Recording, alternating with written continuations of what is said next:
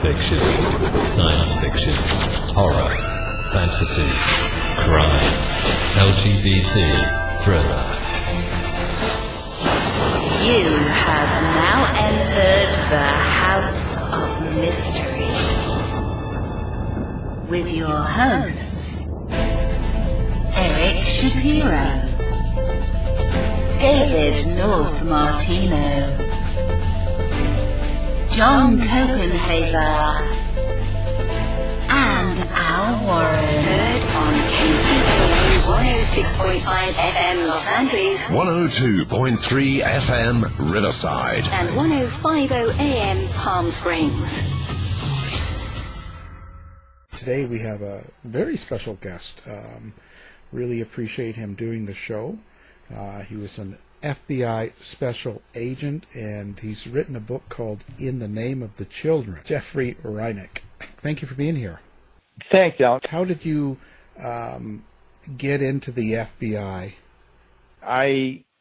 One of the things in the book that I start out with is the fact that I was born with birth defects. I had a club left foot, and I was born with cerebral palsy. And when I was 9 years old, I went through experimental orthopedic surgery.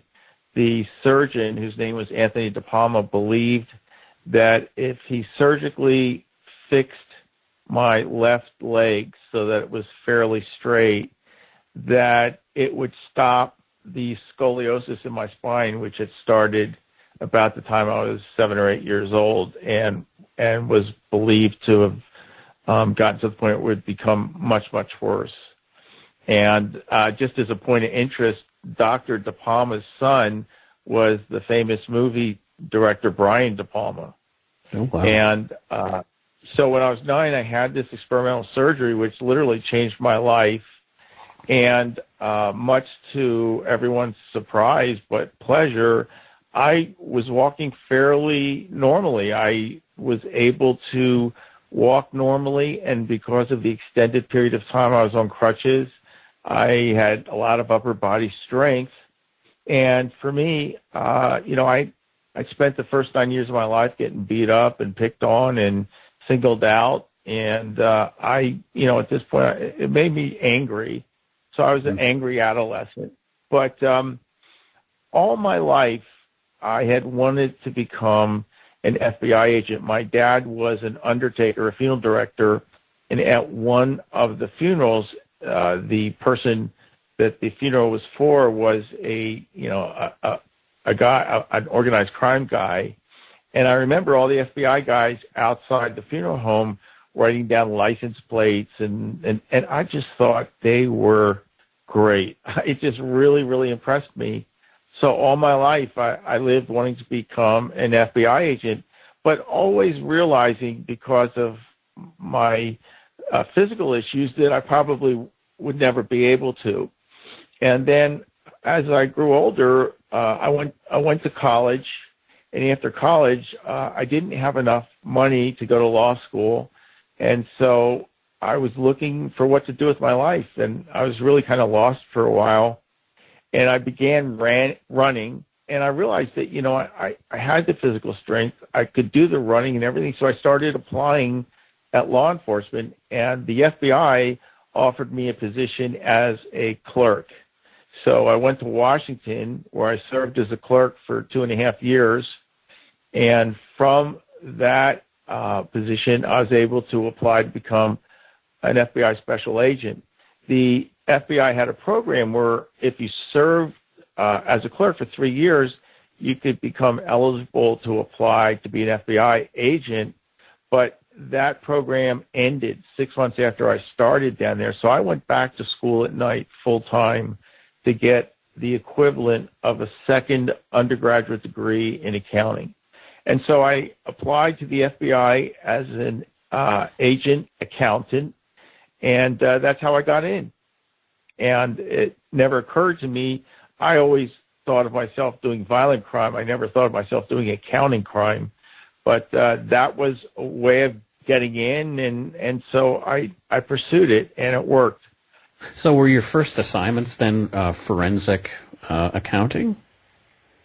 Yeah, well, ironically, the FBI at that time, I graduated agents class in October of '78, and the FBI was starting to concentrate agent populations in major cities. My first assignment was Chicago, and ironically, I ended up on the fugitive squad, and I loved that. But 6 months after serving on the fugitive squad, I was assigned to the accounting squad, and I was extremely unhappy there, very restless. I don't know if you ever have seen the movie Casino with Robert De Niro and Joe Pesci. And in Chicago, there was a major case being run out of Chicago that was aimed at the organized crime infiltration into Las Vegas and the skimming of the profits from the casinos, along with political favors from politicians. And they set up a special case called Pendorf, and I ended up being assigned to that, where I was one of many agents where we got a Title III, or we went up on a phone tap for the 13 phone lines at the Teamsters Health and Welfare Fund. Oh, wow. And so I served on that for about, I think, 13 months. And then my father was diagnosed with lung cancer in Philadelphia in 1979. So I requested and received a voluntary transfer to New York City, I went there in April of '80. And what were you assigned to do in New York? In New York, I was assigned to the government program fraud squad, where, of course, we work government program fraud. I developed kind of a niche in the small business administration stuff, where there were kickbacks to loan officers, things like that. And then another squad that I was assigned to, which wouldn't sound like violent crime, but it was interstate transportation of stolen property, as it involved bonds and checks and things like that. And so I was on that squad, and I enjoyed that because that we got more towards robberies and so I worked that for a while. And then after I was working the criminal matters for about 5 or 6 years, I was sent down to the Foreign Counterintelligence Division, and my first assignment was working East Germans, but then they went out of business. Yeah. And then after that, I was assigned to the Chinese squad. Oh, wow. That has to be fascinating work. Now, do you speak German or Chinese? Absolutely not. No, yeah. It's a lot of the, it's a lot of the intelligence stuff that you see. The FBI has changed its structure where it's becoming intelligence driven, but at that time, we would be assigned cases concerning officers that, were either engaged in intelligence operations or officers that we were interested in trying to recruit to our side, things like that. So it was very interesting, but it's also very slow moving. It's not as fast moving as a criminal matter. And although I preferred the criminal matters, and then I served there till about 1991, at which time I transferred to the Sacramento division because I met my wife in 1982. We started our family. We got married in 1984, had our first son in 1987. We decided that we wanted to live in a place that would be wonderful to raise our family, and we eventually decided upon the Sacramento metropolitan area. So I was transferred to Sacramento in April of 1991. And so did you spend the rest of your career there in California? Yes, I did. I got here in 1991, and I retired in 2006. When my wife Lori and I transferred out here, and for 10 months earlier, our oldest son Joe was diagnosed with a very serious disease called pediatric nephrotic syndrome. Mm-hmm. And my wife is emotionally stronger than me. She was the emotional rock of the family. And the my son's illness really affected me. When I got to Sacramento, I think about a year after I got here, I was sent down to a child abduction of a 7-month-old baby in an armed home invasion abduction.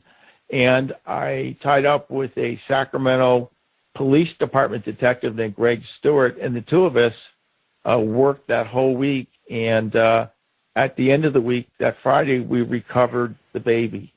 Oh, wow. And from that time on, the rest of my career was working missing and abducted and murdered and sexually assaulted children. And I think, and my wife Lori believes, I think people who know me believe that, you know, it was one of the emotional effects of my son's illness made me so passionate and driven about the crimes that concern children. Yeah. I mean, I'm really fascinated by child crime as well, because a person attempted to abduct me when I was 11 years old. So, wow. Yeah, I luckily was able to break free of the person, run screaming to a house in the neighborhood. I just did all the right things sort of out of instinct. But a few of the cases that you've been involved in have a special connection to me, especially you were involved with Cary Stayner, who was the brother of Stephen. Yes. So would you mind talking a little bit about that?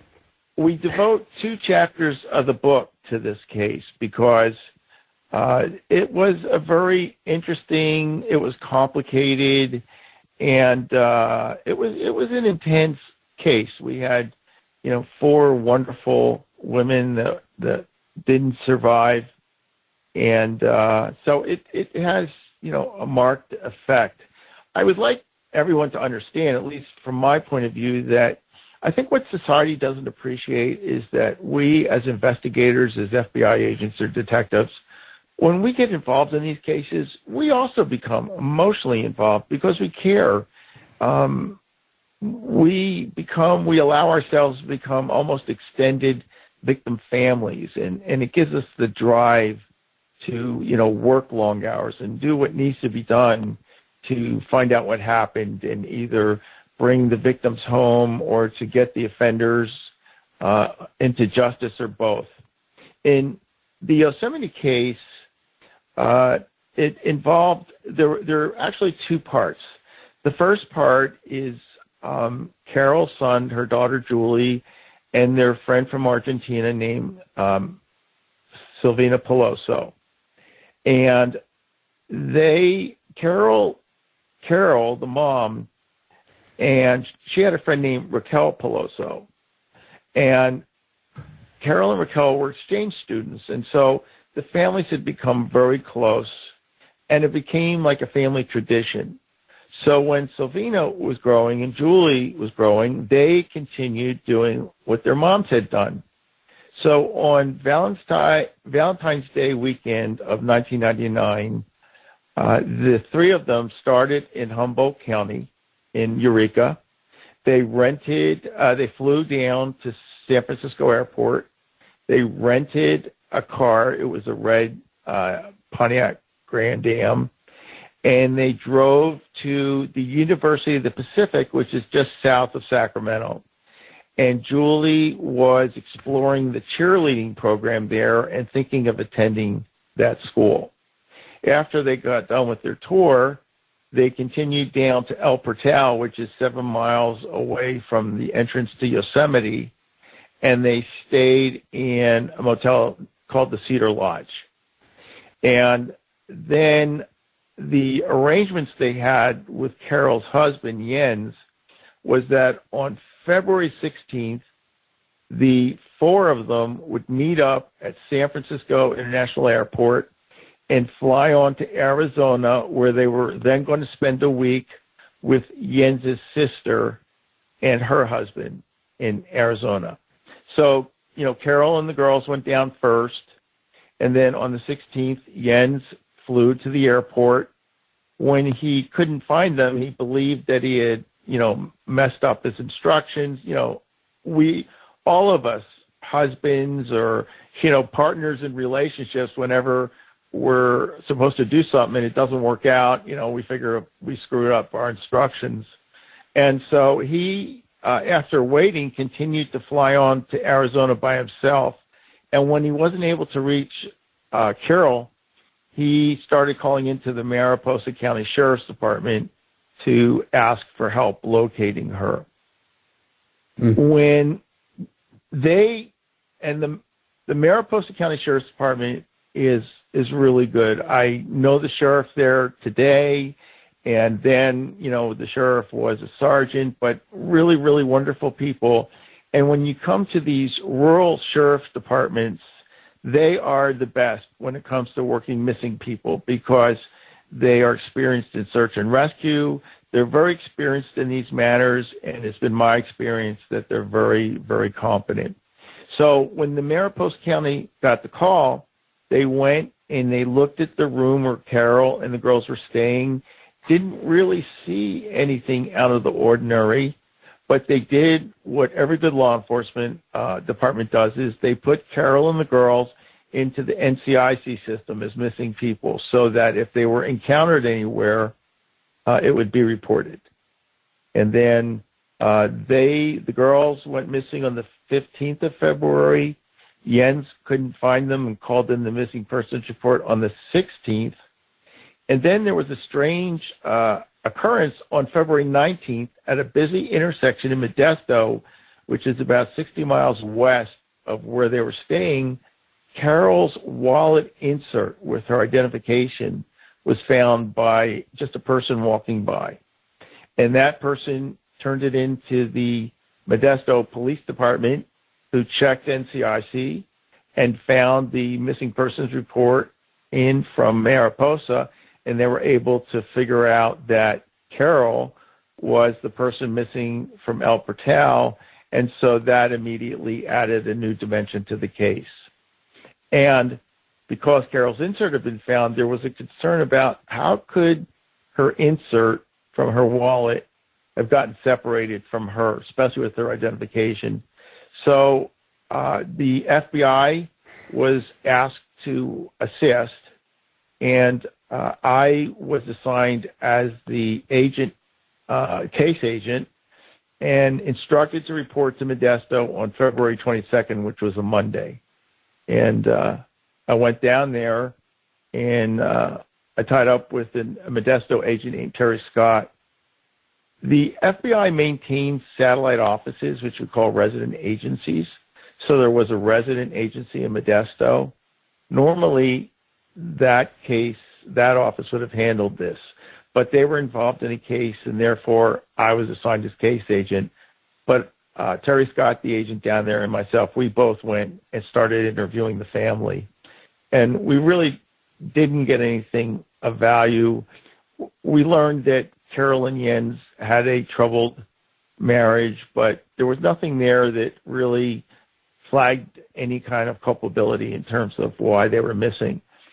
There was theories that it was a car accident or that they might have gotten lost. And then, as frequently happens in marriages that are troubled, there was the concern that maybe Carol and the girls had just gone off on their own exploring and just decided not to call in. So that's how the case started. When you're assigned to that office as the case agent, you're the only one from the FBI? Not really, no. I'm the lead person for the FBI. I'm the one who is responsible for documenting the investigation that takes place. I'm responsible for basically running the case. In this instance, because Silvino was an Argentinian citizen, a lot of notoriety started being pinned on this case because of that, and also because Carol's father was an individual named Francis Carrington. And Francis Carrington was a very, very well-known, very successful business person from Eureka, California, and he had very influential friends. I have a friend that was sitting with the family, and he tells of a call that came in from the governor of Nevada. So that kind of thing will get the FBI's attention. So even though I was the case agent, very quickly I started losing my ability to run the case because the FBI management felt responsible because of how much notoriety the case was getting. So now, it took you a while. Like, you originally, Stayner was not the person that you thought was, your culprit. Yes, that's correct. We spent the beginning of the case, basically when you respond to something like this, at least I do, the way I work is I always start at the center and work my way out. And so what that means in this case is we started at the hotel they were staying at, and we started looking at people there. We started conducting polygraphs of people and wondering, if we had any suspects there. But also there was a very strong effort being placed on search and rescue. It was one of the, if not the biggest search and rescue operation in the park at that time. We brought in a Navy P-3 plane, which, looks for submarines, hoping to find the car, which maybe had gone off a cliff or something. And so I also had discovered that there was some irregular banking activity in the Wells Fargo Bank for Yen's and Carol's account. So pretty much we spent our time trying to substantiate whether any of these issues would have been the issue causing the disappearance. But on March 19th, which was about 4 weeks later, a person up in near Sonora, California, in Tuolumne County, came across a burned-out vehicle parked off the road. And the person took the license plate from the vehicle, and that license plate turned out to be the car that had been rented by Carol and the girls. There was also a significant reward out for the car's location, and the person took the license plate to prove that he was the one who found it, so he would become eligible for the award. So this location where the car was found was quite a distance away from the Cedar Lodge in El Portal. So we all went up there and processed the scene where the car was, and then we started conducting leads up there, trying to find out, how that car ended up there and why it was there. A strong belief started formulating on the part of some of the investigators that what had happened to Carol and the girls had happened in Tuolumne County, where the car was located.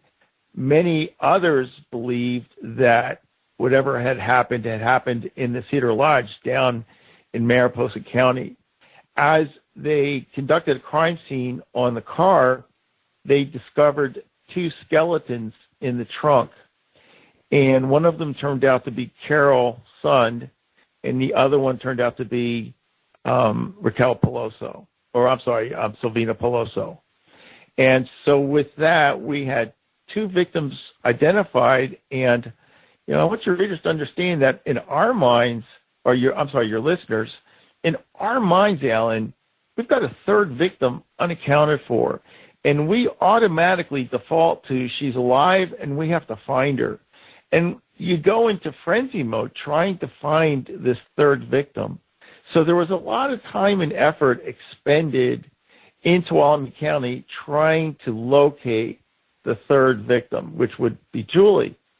It wasn't until about a week later that an anonymous letter was received at the FBI resident agency in Modesto, and the letter contained a map of a place called Don Pedro Reservoir. And on the top of the letter, it said, "We had fun with this one," and on this map, there was an X. At this time, the FBI was starting up its dog program, and so they brought a dog from the Los Angeles division up, and within about 10 seconds, using the map, the dog located a body, which turned out to be the body of Julie. And so at that point, we had the 3 victims located. And also at this time, lead information developed about two individuals in Modesto named Eugene Dykes and Michael Larwick, who seemed like they would be good suspects. And the reason for that was because Michael Larwick, who was an ex-con, was being pulled over by a Modesto police officer, and instead of pulling over and doing the easy thing, he got into a pursuit. It turned out to be a slow-speed pursuit. And then when he came out of the vehicle, he ended up shooting it out with the Modesto police officer, wounding the police officer, then fleeing to a building and becoming a barricaded suspect. And when there was a lot of suspicion that he had that reaction to the car stop because he had something bigger he feared, and the suspicion was that he feared being found out for his participation in what had happened down at the Cedar Lodge. And he had a half-brother named Eugene Dykes, whose street name was Rufus. And from that point on, the FBI started very heavily investigating Eugene Dykes and Michael Larwick. And the special agent in charge of the Sacramento office, his name was James Maddock, personally took over the investigation and replaced me as the case agent with another agent that would be more amenable to our special agent in charge running the case. And so things, went on like that. And then on July 21st, about 3 or 4 months later, a naturalist from Foresta, which is just a short distance from El Portal, but on the national park grounds, she went missing on July 21st. The next day, her body was discovered near the cabin where she lived, and she had been beheaded. And from this instance, they developed information that led them to suspect Cary Stayner because his vehicle had been in the meadow where the victim's shack was located, and he actually was taken into custody because he had marijuana on him, but he was accidentally released. And when he was accidentally released, he went back to the Cedar Lodge where he lived, and he sold whatever he could and took whatever he had left and fled. And nobody knew where he was. You ended up interviewing him at the nudist camp, didn't you, well, or colony? Yes, Alan. We picked him up. Because our special agent in charge was pretty much running everything. He had a very strong media presence.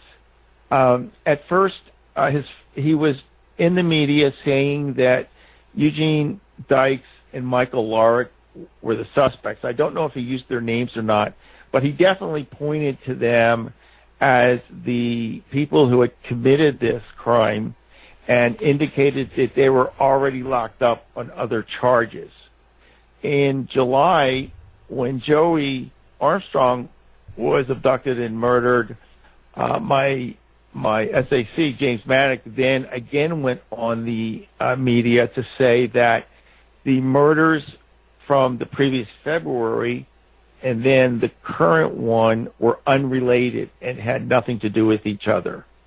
We in Sacramento that were not working the case were not aware of any information. No information was being sent out to us. We were told that Cary Stayner was either a boyfriend or a friend of Joey Armstrong who was fleeing in fear, and that he was wanted as a witness or as a potential victim.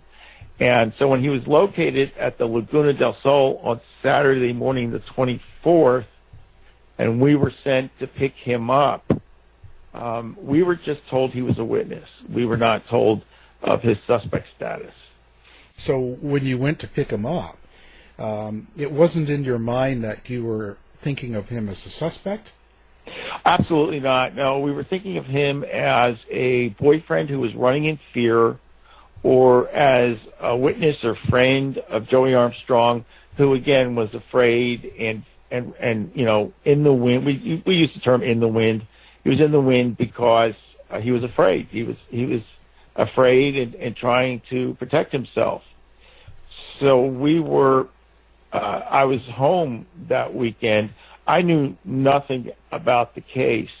I did hear about Cary Stayner, and I knew who Cary Stayner's brother Stephen was because, that became the main thrust of my work, working murdered and abducted children and sexually assaulted children.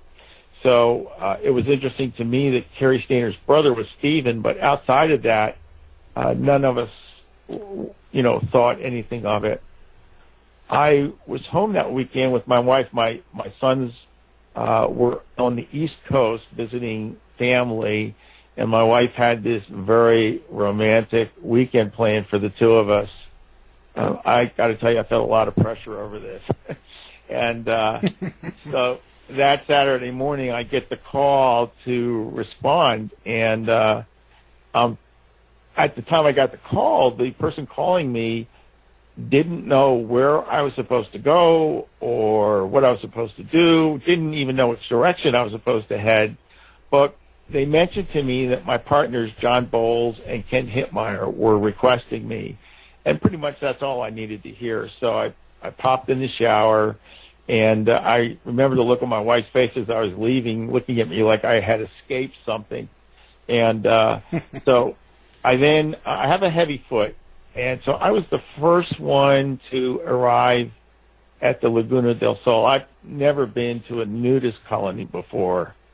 And you weren't a member. Yeah, the only experience, if you want to call it that, was the movie A Shot in the Dark with Peter Sellers and Elka Summer, where they're in the nudist colony and he's walking around with a guitar hiding his, Yeah. So we had no idea what to expect. And the Laguna del Sol employee that was waiting for us at the front gate was really fired up because apparently Cary Stayner was in the colony resort and he was eating breakfast, but it was remarkable because he was wearing clothes. So I got to tell you, everybody likes to think, they're going to react well, but once we started walking through Laguna del Sol, I was literally fighting myself not to look up. I didn't want to look, but it was kind of hard to look. And so that was my first experience in a nudist colony. And when we also asked for the Sacramento Sheriff's Department to join us because this is their territory. And even though we're the FBI and we have federal access and everything, I believe that if you're going to be doing something in someone's backyard, you let them know and you invite them to come along. And in this case, Sacramento County Sheriff sent 2 deputies. So there was myself, Ken Hittmeyer, and John Bowles, and the 2 deputies. We went to the doors for the restaurant where he was having breakfast. And when he became aware of our presence, he stood up and he put his hands behind his head as if we were taking him into custody, which really, that in itself is remarkable. I mean, I've never walked up to anybody before and had them do that. We had no idea what we were supposed to do. We had no direction. We were literally calling for guidance as we were there. And we were requested to bring him back to our office to be interviewed. There was no indication that we would be doing the interviews or anything. They just basically wanted us to transport him, and they wanted him to give us permission to look through his vehicle. And I told him I had no idea why we were there, but if he would agree to come back to our office, I would give him a ride to the office, and then I would give him a ride back down to Laguna del Sol when we were done. And he agreed to that, and he also provided permission to search his vehicle. I, at the time, was driving a 2-door Ford Thunderbird. I got to tell you, I love muscle cars. I love restoring cars. I love working on cars. And so I always wanted the fastest, rear-wheel drive vehicle that we had. And I was always lucky enough to get cars that were being handed down from our surveillance squad. So in this case, I was driving this Thunderbird. And because it was just a two-door car, we placed Cary in the passenger seat. We handcuffed him, not because he was a suspect or anything, but just because he was right next to me in the car while I was driving. It's a matter of safety and looking out for my personal safety. So we handcuffed him, and then we belted him in with the seatbelt, and then I was on the driver's seat right next to him. And John Bowles, who's one of my partners, he drove behind us to make sure I had security in case anything happened. On that day, the ride back to our office from Laguna del Sol should have been a 45-minute drive, but there was construction going on, which resulted in lane closures. So what should have been a 45-minute drive turned out to be a 90-minute drive. And during that time, Cary Stayner and I were kind of thrust in, it was a Saturday. We were thrust in this position together, kind of stuck together. So we were just trying to make the best of it. So during that 90 minutes, we were talking. He was telling me about how he liked to camp, how he liked to be alone. He loved Yosemite. I was telling him that my idea of camping was an air conditioner, a TV, and a bed. And that my wife Lori was a fish and wildlife biologist for the U.S. Fish and Wildlife Service, and I said she was a tree hugger, and she always wanted to go out and camp out under the stars. Not my thing. And so we kind of talked about that, and then I asked him if I could talk to him about his brother, because for me these were the cases I did. And I was anxious to know how his family felt law enforcement had dealt with them. And if there were things that could be learned, things that could make us better at our job, that's what I would want to do. And he agreed to talk to me. And so we first, he got very emotional because he expressed emotion that his brother in 1973 had been abducted and held for 7 years, been literally a sexual object for these two pedophiles, and then he walked out in 1980 with the new boy that had been abducted, Timothy White. But the two guys that had done this, that had taken his brother, had assaulted him for 7 years, had taken another boy. They were sentenced to 7 years in prison.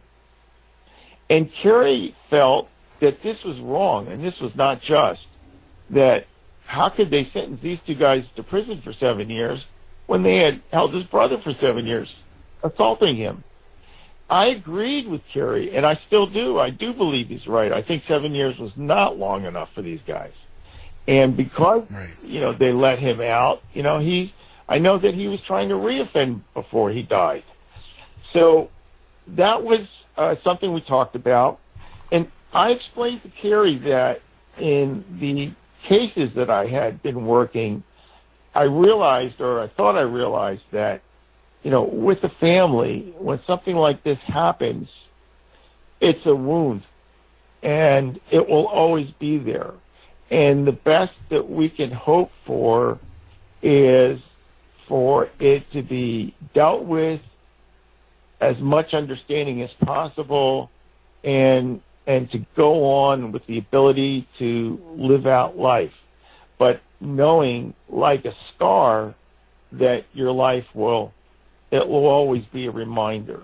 This memory will always be there, and the things that it generated will always be there. But our ability as society is to try and help the victims and the victims' families get to a point where they can live their lives and get beyond this trauma.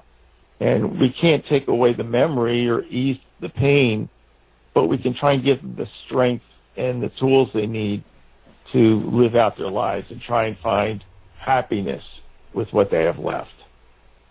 The other thing Cary was really emotional about was that when his brother came home, his brother was not the same brother that had been abducted. Stephen was, he was doing dope. He had different types of behavior. He had a lot of risk behavior. And Cary described him as just living a reckless life. And eventually, when Stephen was 22 years old, he was riding a motorcycle and contributed to a vehicle accident where he was killed. And the driver of the car that hit him fled the scene and fled to Mexico. He was then extradited back and charged with the misdemeanor and let go. So Cary was very emotional about these things, and quite frankly, I agreed with him. I wanted to know what we in law enforcement could do to try and help. I told him I had the ability to get counseling if he felt he needed counseling or his family would be helped by counseling, that I could try and do that. We also talked about, just other things. We talked about movies, and, we were just two guys, Alan, that were thrown together, trying to make the best of a day that neither one of us could do what we wanted to do. And one of the things about Cary Stayner is that he's very bright, very, very handsome. And he reminded me of the character Billy Jack that was in a movie called the same name where the actor was named Tom Laughlin. Mm-hmm. Billy Jack was kind of like a sleeper movie in the 70s. And it was like one of the first martial art movies where you had a guy who was a Native American who had gone to Vietnam, was special forces, and extremely learned in the art of martial arts, things like that. And Billy Jack was kind of like a reluctant hero. And when he came back from Vietnam, his town was corrupt, and there was these white guys who were just destroying the peace and tranquility of the town and living at everyone else's expense. And Billy Jack was the equalizing factor who would address the problems with his martial arts skills. It was pretty impressive. I mean, he always wore this black hat. He always wore a black T-shirt. I remember I started wearing a black T-shirt like he did.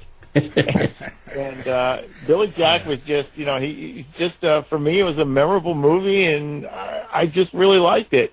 One of my favorite lines from Billy Jack was, I'm going to kick you on the left side of your face, and there's nothing you can do about it. Yes, exactly. And that's what I kept saying to Cary in the car. And he kept saying to me that he didn't know the movie, he didn't know what I was talking about. And I kept saying to him the whole way up, I said, you look just like the guy. How can you not know this movie?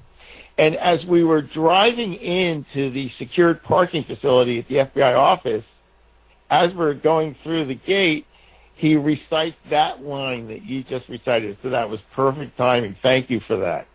And I looked at him, and he looked at me, and we both started laughing. And I don't know whether it meant I had, crossed the line of friendship or whatever, but from that point on, he was okay with me.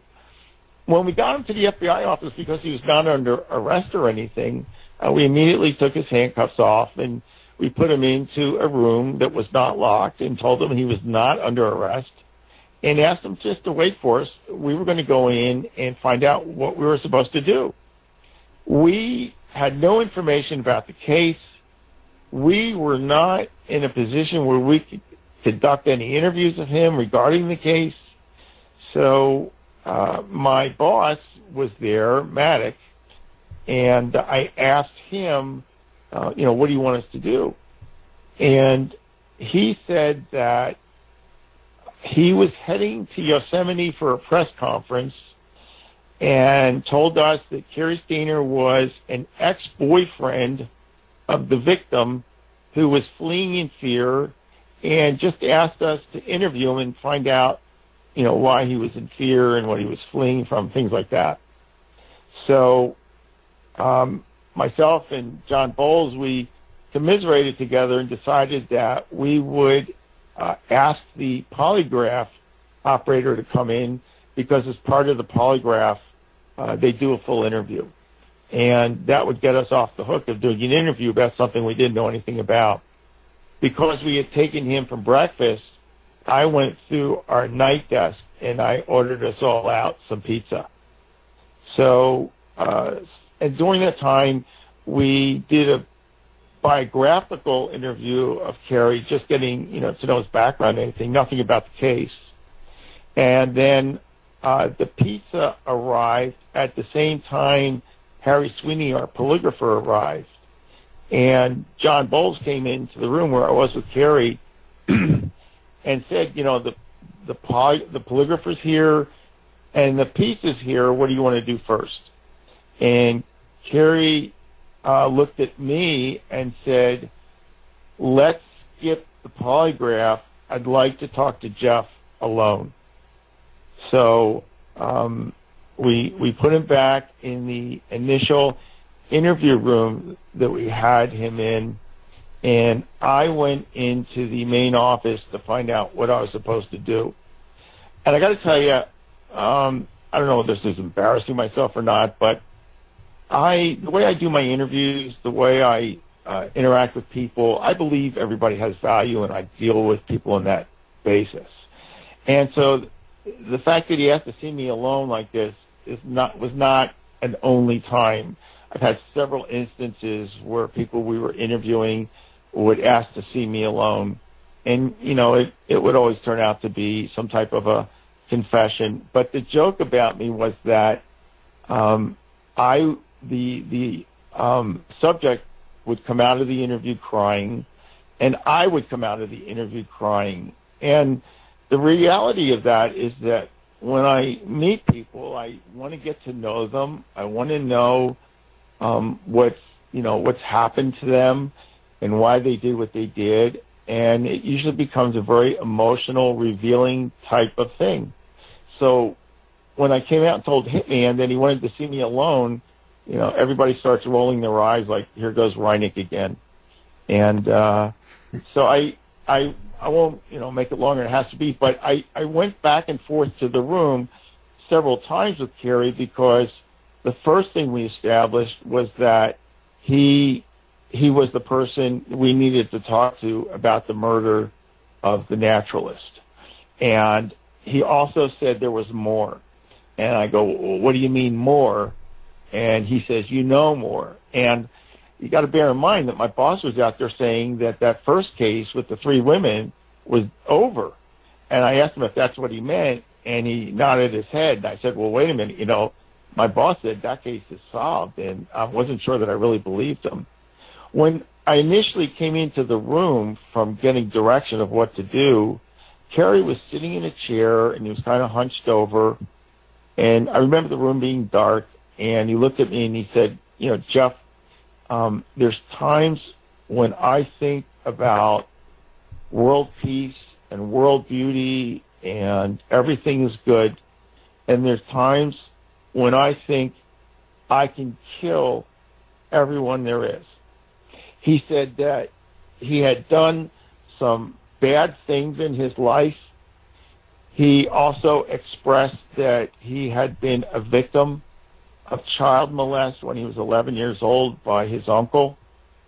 And he was very, very self-reflective.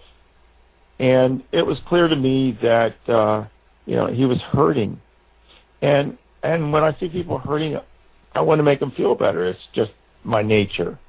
So I said to him, Cary, people do bad things all the time. It doesn't mean they're bad people. Good people do bad things all the time. It doesn't mean they're bad. Why don't we talk about this and figure out what you want to talk about, and we'll deal with this. And he came back at me and said that he had the ability to give me closure, and we talked about that aspect of closure in the car ride, and that he could provide closure regarding Joey Armstrong. and more. And that's when he started indicating that he had knowledge about Carol, Julie, and Sylvina. My partner, Ken Hittmeyer, at this time decided that because it was fairly likely we were going to get a confession, that he moved us to a room where the polygraphs are done. And that room can also be monitored with audio and video recording equipment. So that's where we moved. And I also want to say, because it's come up a couple times through the years, that when I was in the car with Cary initially, I gave him his Miranda rights. And when we brought him back to the office, the first thing we asked him to do was to, we gave him his rights again and gave him the opportunity to sign the form if he wanted to continue talking to us, which he did. And then Hitman moved us to the polygraph room, and Cary and I are sitting there, and John Bowles, my other partner, came up with the pizza. And I remember him opening the door and saying, "Pizza boy." But I don't know how to explain this, but hopefully your listeners will understand. Other than my family, my second family are these people I work with. We share life and death, literally. And when John came in with the pizza, I invited him to stay for the interview. There are, other law enforcement officers out there that would want to be alone in the interview. But I personally feel that I'm better when I'm working with people I trust and people that I have faith in. I've never felt that I am the best when I'm alone. I always feel that I'm the best when I'm working with others. And John was very bright, he's smart, and I believe that he made me better. And I like to believe I made him better. And I think together, we would do a better job. And I think that's the way it turned out. But I've got to tell you, and for the benefit of your listeners, that right at the end of the session, before we moved to the polygraph room, Cary said to me that in exchange for this information he was willing to provide, he wanted something in return. And, of course, I asked him what that was. And Cary Stayner asked to see child pornography of young girls in exchange for his confession. Oof. I passed that request along. So I did not have the authority to even address that issue. So I passed that issue on. When we moved to the polygraph room, when it was being recorded, and as he was finishing his pizza, Cary said to me there were more things he wanted to request.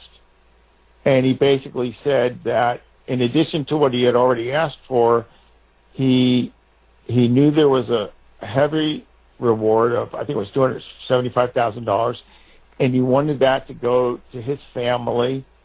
And he also wanted to be housed in a new federal prison that was being built near where his family lived so they could come visit him. And, at this point, I started becoming a little frustrated, maybe even a little angry. And I said, look, you already said your one thing. Now you're saying three things. And if we start doing that, no one's going to want to hear what we have to say, and we're not going to want to hear what you have to say. So pick the one thing you want, and that's what we'll go with. But that's it, one thing. And he came back at me and he said, okay, well, I want the first thing. And just for the benefit of your listeners, the first thing was the pornography thing. So I've always said that here we have a guy who is willing to sacrifice his life to see child pornography. So I think that we as a society need to take child pornography a little more seriously in terms of what it means. And yeah.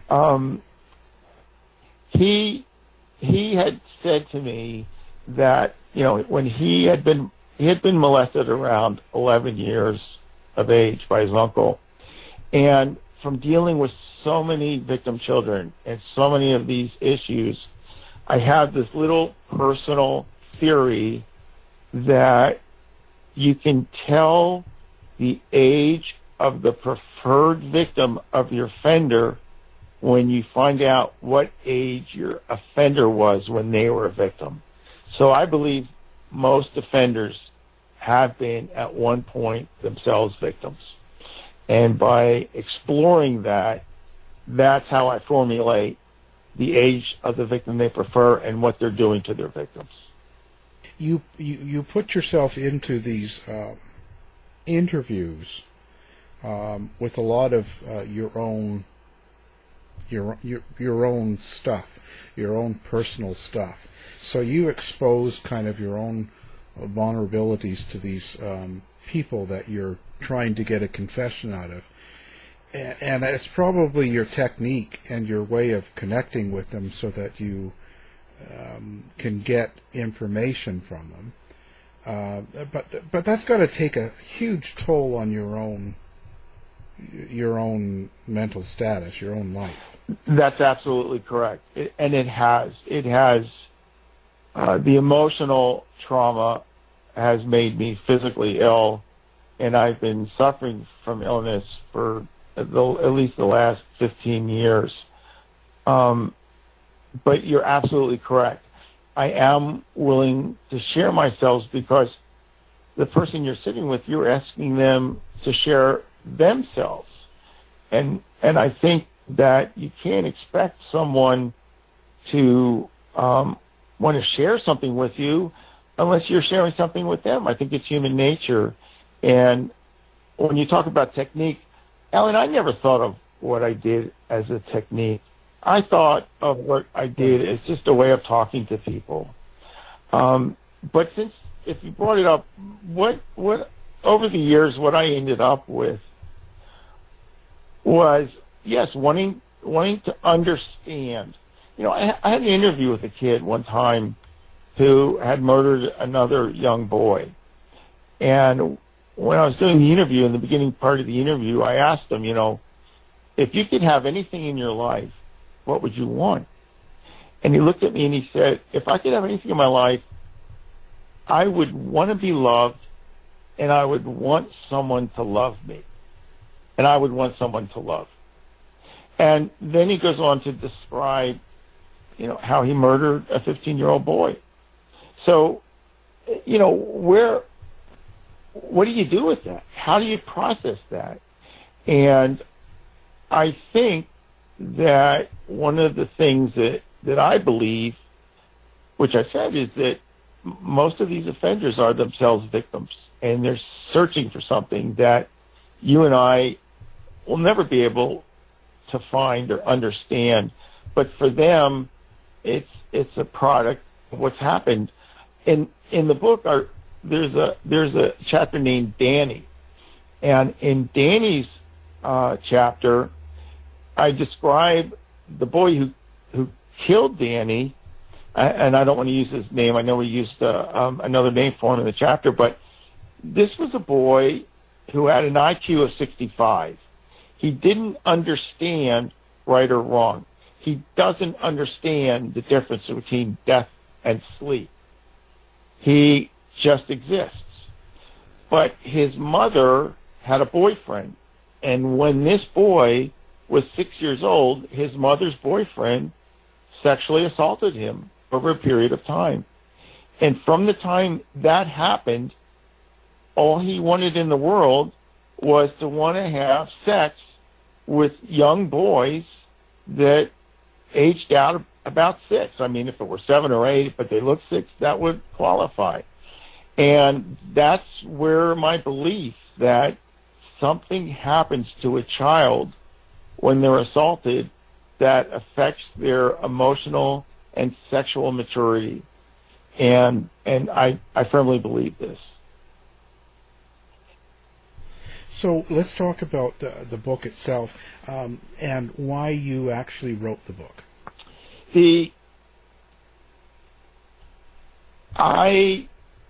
When you say, how it affects me,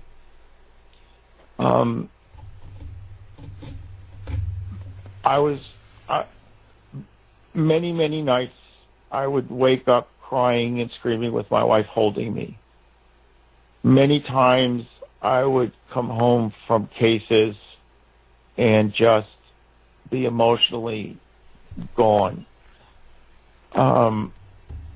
My family lived with me during this time, and the trauma from the cases, along with the physical illness that it might have caused in me, became so great that the doctors believe my pituitary gland was stopped working properly, and I was not getting the hormones of cortisol, which deals with fight or flight, and I also was producing no testosterone, which made me literally a basket case.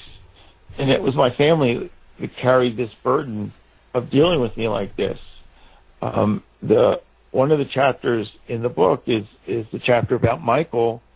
And when I came home from that crime scene, I barely remember my family talking to me. I would remember sitting at the table and realizing that they were talking to me and not having any clue as to what they had said or what they were asking me. So when you say, so when I retired, I had, as my wife likes to say, I suffered a successful career. My last year in the FBI, I had a wonderful special agent in charge.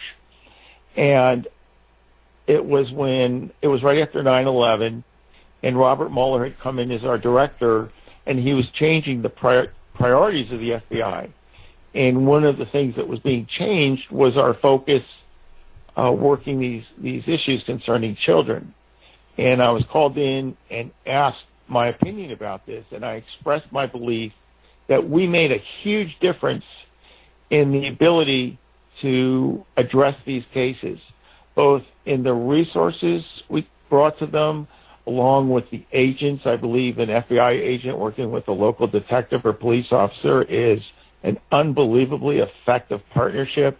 And in addition to that, I think that the resources of the forensics that we brought was remarkable. And I started listing examples to him about where we did make a difference, examples that I was involved in. And for the first time in my FBI life, when I got done talking, he looked at me and asked me how I was doing.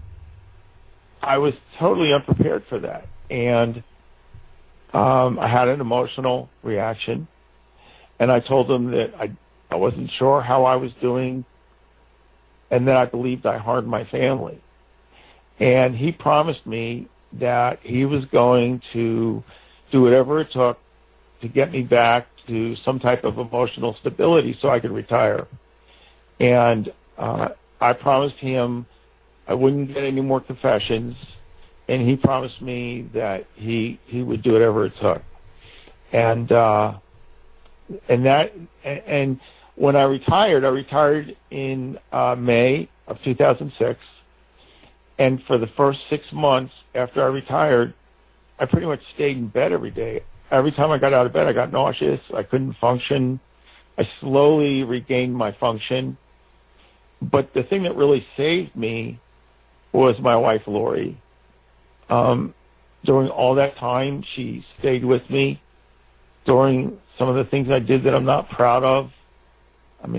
And so when she asked me to leave an accounting of myself for my children, it seemed like, that was one of the things I needed to do to honor my family. And that's how the book was created. On a good note. So how is life now? I'm the happiest I've ever been. I wake up with Lori. I go to sleep with Lori. We spend all day together. We've hated the kitchen in our house the entire time we lived here. So over the last several months, we've been remodeling the kitchen, and we're fixing up our house. I've got a grandson that's 2.5 years old, and I was just learned that I've got 2 more grandchildren on the way. So Wow. I'm doing really well. I've been able to help detectives in other cases, and I've really been honored because in one instance, as an example, because of the book, people have been reaching out to me. And in one instance, I don't know the internet that well, but I got a message from a police officer on that messenger app, as part of Facebook. He was actually in the process of planning and carrying out his own death. And he was listening to a podcast that had interviewed not only me, but my wife, Lori, about the emotional trauma. And as he was listening to that podcast, he believed that there was hope, that he had hope. And so he called me. Or didn't call me, I'm sorry. He wrote me on this messenger. My son is a police officer, so I asked my son what he thought I should do, and my son suggested I call his police department. And I did, and I told them what I had, what was happening, and they eventually asked me to call him. And I started off our conversation by promising him to be in his life for the rest of his life, but he had to promise to me that he would live. And we exchanged our promises, and he went for help, and I think he was doing better. He let me know he was doing really well. I haven't heard from him in a while, but I'm hoping that means he's doing well. I'll probably reach out for him because you're causing me to think of it. And so I've gotten calls and contacts from unbelievable other investigators. Cary Stayner's cousin contacted me and thanked me for portraying him in the book, the way she remembered him as a wonderful person. One of the things, Alan, that I'd like to say is that the co-author of the book, Marilee Strong, she started calling what I did as an interview technique, and I'd never thought of it before, but I just provide this to you, and you can take it for what it's worth. When I do my interviews, it's important to me to try and understand what happened, why it happened, what caused it. And so in Cary's instance, in Cary's case, first I asked him to give me kind of like an outline of what he did, a narrative.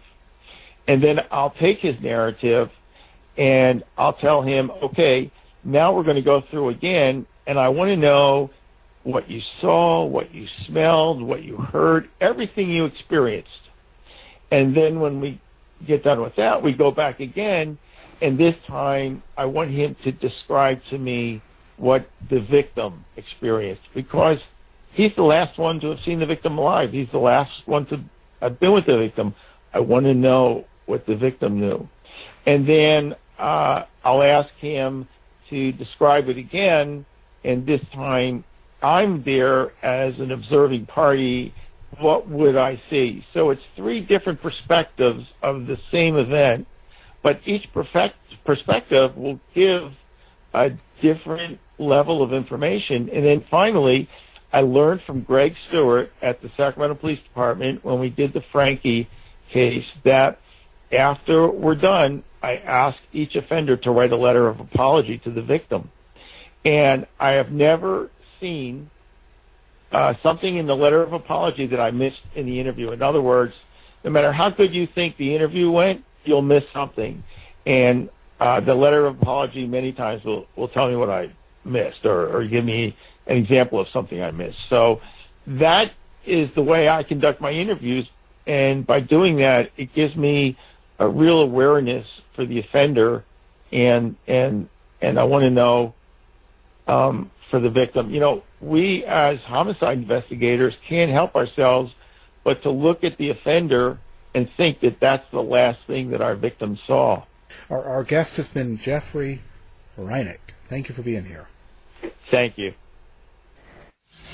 To find out more about our show, guests, or to listen to past shows from our archive, please go to www.houseofmysteryradio.com.